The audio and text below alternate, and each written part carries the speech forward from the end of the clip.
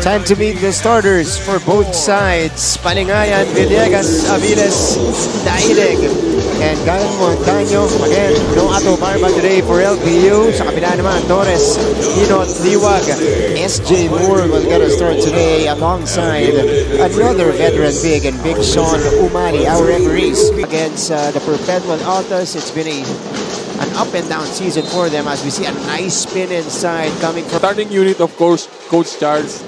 Starting at the same sa ball game natin. Let's see, di ba? You know, he's still figuring out it. Di ba? Villegas.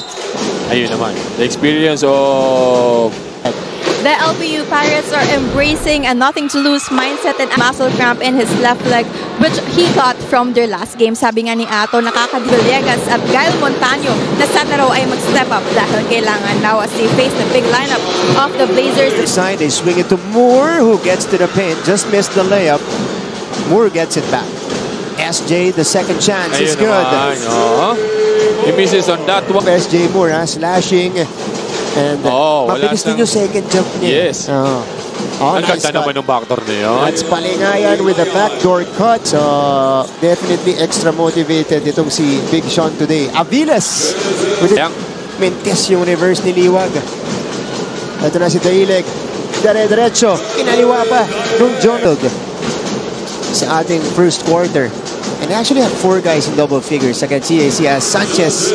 Itong si Justin Sanchez. Ngayon naman talaga parang kumbaga siya na yung nagiging go-to guy dito ng CSB. Ganda naman yung pilit na yun. Ngayon, LPU looks to extend the lead. They kick it out. Villegas, one dribble in. Banker is good. Iwag na. Sige, atakehin mo yan. Ito si Sanchez. Daileg with another steal. His second one here. He rises for the jam. Kung kanina PU swipes, steals, making a difference here. Look at this. Cookies. Daileg putting it down for the LPU Pirates. They're ahead by 9.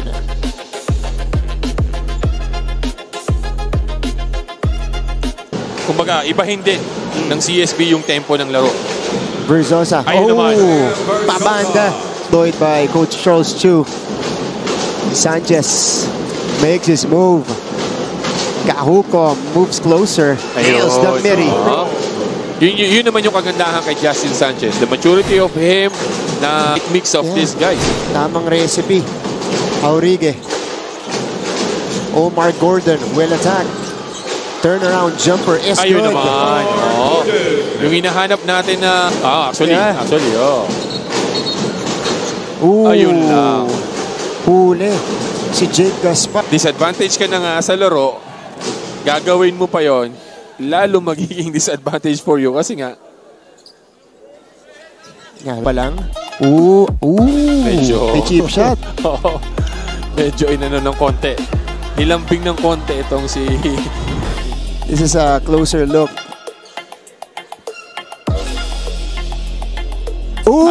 Meron. Wow. Previous season, like mga season 75 na inabot ko, season 80. Disqualifying foul number 4, Jake Gaspay. Iba na ang panahon ngayon. So Gaspay is out of the court. Yeah, disqualifying foul charged against Gaspay. And if it's a disqualifying foul, most likely next game, suspended siya. Yeah, so yun yung ano to. Diba? Sean Molly for Jake Gaspay. As much as possible. Actually, better yet, wag mo nang gawin. They will act for sure. Pero ito, malakas. Ejected from the game as we resume action here. Gordon for 3. Gordon is finding some momentum here. And LPU.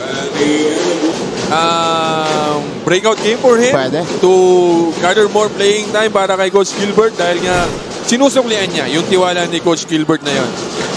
Sanchez ito naman squeezes one in. Speaking of offense, ito si Justin Sanchez hindi yung bara-bara. Dati ganun si Sanchez. Ganun. Basta pag nakita niya, ititira niya hanggat kung saan niya kaya. Okay. Now let's hear a report as we see Moranejo back that one in. Let's hear a report. With more confidence, knowing that they need to win this game badly to be more secured in the standings. Sean might be so familiar. An institution he called home for a few years. At siya din humubog sa kanya dito sa college basketball. Oo, nakilala si Sean because he plays really good in season 99. Yeah. Tapos nag-transfer siya in season 100, nag-resident siya. Kaya ito yung nangyari. So, jumper by Verzosa. ayun. Peñafiel was trying to break free. Single time, nandun siya sa gusto niyang puntahan. Robin Ive, former gunner sa Benilde Blazers. Ito na yung grupo ni Coach Charles na talagang pandiinan mo kung titignan. Uy, ganda. Sean O'Malley. 2 and more for Big Sean. Facilitator, Sean O'Malley attacking it hard. Napakomit niya kasi itong si Aviles, kaya libre-libre itong si Sean O'Malley sa gitna. Na-bump ng kaunti nito. Yeah. They are number 4 sa standing natin. Diba? Sa Group B. And this is a team that's made the Final Four consecutive times. Past few seasons as Montaño, Tony, Tu Sanchez all day. Short. Liwag, putback is good. The rebounding ability of Allen Liwag, talaga namang mananaig siya. Ito na naman. Allen Liwag left alone. So those are the first 2 baskets of Allen Liwag. Down to 7. From a high of 14, ha? It's already 14 kanina. Ito naman. Daileg made this move. Kung lang yung putback. 2-on-2 break. Villegas with the left hand. The experience of Renz Villegas, yun yung sinasabi natin dito kay Daileg. Alam mo yun, medyo napapamahal siya doon sa labas. Ito yung very seldom na iiwan mo itong si Allen Liwag sa ilalim. Kaya, ayun na naman. Pero naiwanan din yung Daileg sa kabila. Ni Coach Charles dahil nga maganda rin ang nilalaro ni Justin Sanchez. Kaya naman ito, na magpasok, impact agad para dito kay Rafi Celis. Kaya lang, bawing-bawi agad. Wow. Alright. Daileg now with 10 points. Palingayan is down. Siya yung sumabay kay Rafi Celis. Oo. Kaya lang, hindi niya kakaputin yung Rafi Celis doon. Hinihingi na nga ni Allen Liwag doon sa site niya. Libre-libre pero hindi na. Diretso. Akin na to. Kumbaga, hindi naman siya ipinahiya.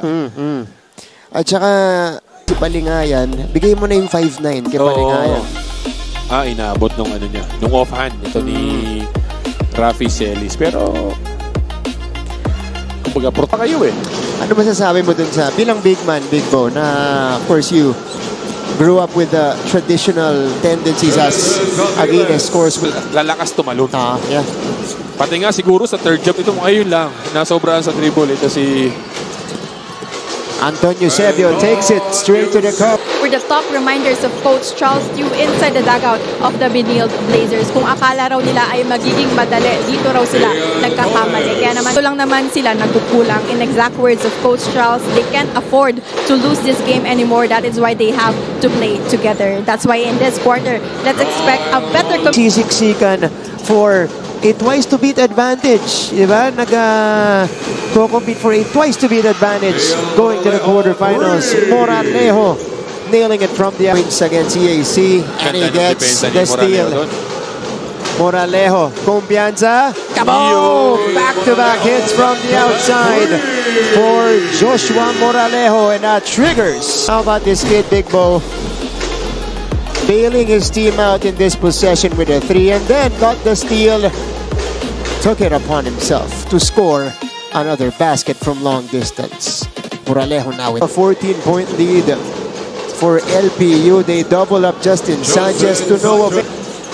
Kapwa big man niya. Nasa taas siya dito. Moralejo. Nice feed. Aviles Ayun naman. also showing pace. Good challenge by Sean O'Malley doon. Ancheta. Float shot is good. Dumel Ancheta. Ancheta. Sanchez providing that screen. He's got Aviles now on him. Enon. Yes. Ganda ng doon na yun. Ang lalim nun eh, no? 3.5 to go. Ancheta gets to his spot.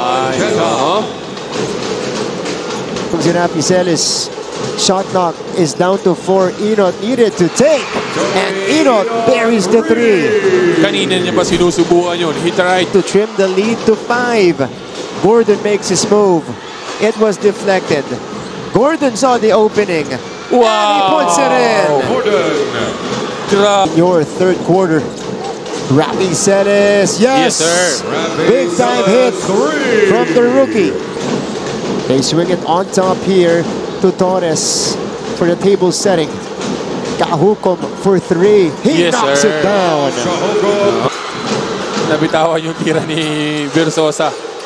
Rafi Celis, Ayun offensive foul on the rookie to the dismay. Ito yung atake ni... nasa harap eh. Malinaw naman. Kumbaga, In many games for LPU this season, that fourth quarter collapse, they're hoping to mend that here. Maraming salamat sa report, Fatima Reyes. ang inaano nila doon is yung hatak naman nito ni Gordon. Gordon, ano? Yun ang, pero nauna kasi yung on this replay, nauna yung show off ni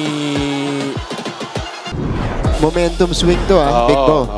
Stoppage Ayun. Nauna kasi yung ano Ooh! before. But it was on the neck. Aviles, 4 to shoot. Agaw ni Rafi Celis. Look out! Celis goes all the way.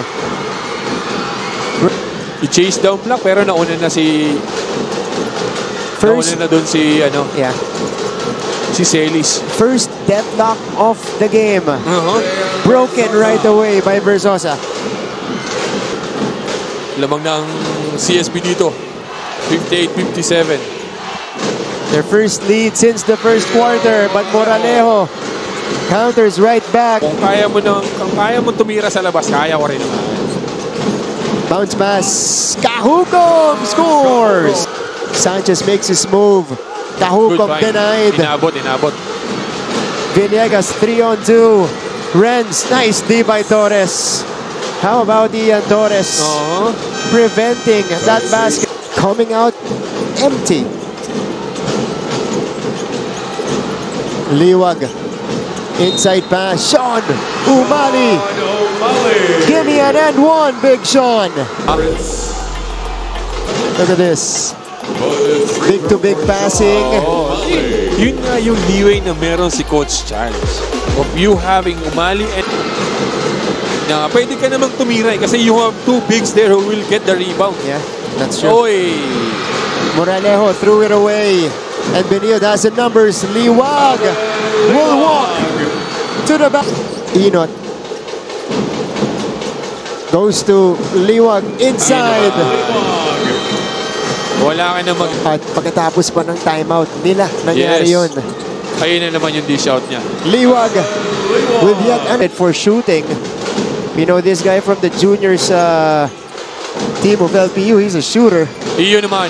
Speaking of shooting, Villegas breathing life into this LPU offense. The lead is down. Long rebound. They get another crack. Palingayan to the cutting Villegas. The lead is down to 4. 5-0 spurt from the LPU Pirates. 45.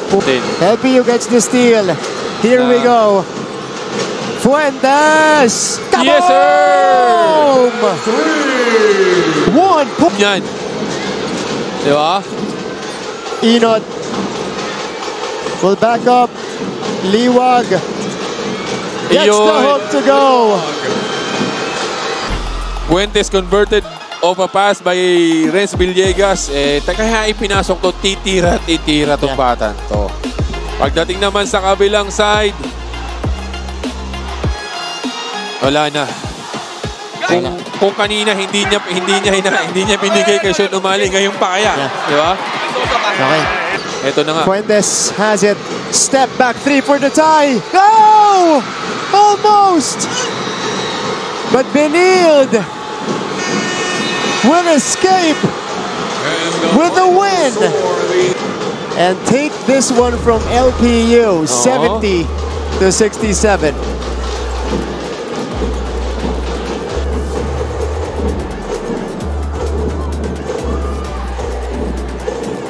Alan Liwag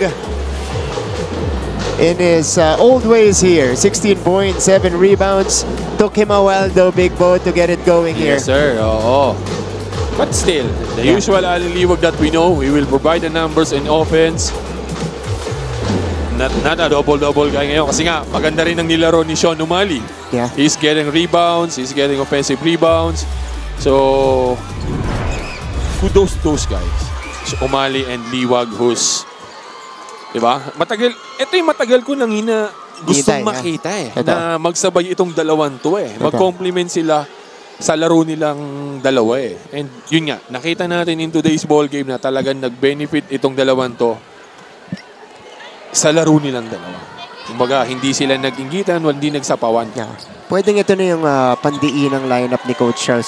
Moving forward. Oh, most likely. Yeah. You have Inot, you have Sanchez, Yeah. Liwag, and Umali. Dadagdag ka na lang ng guard.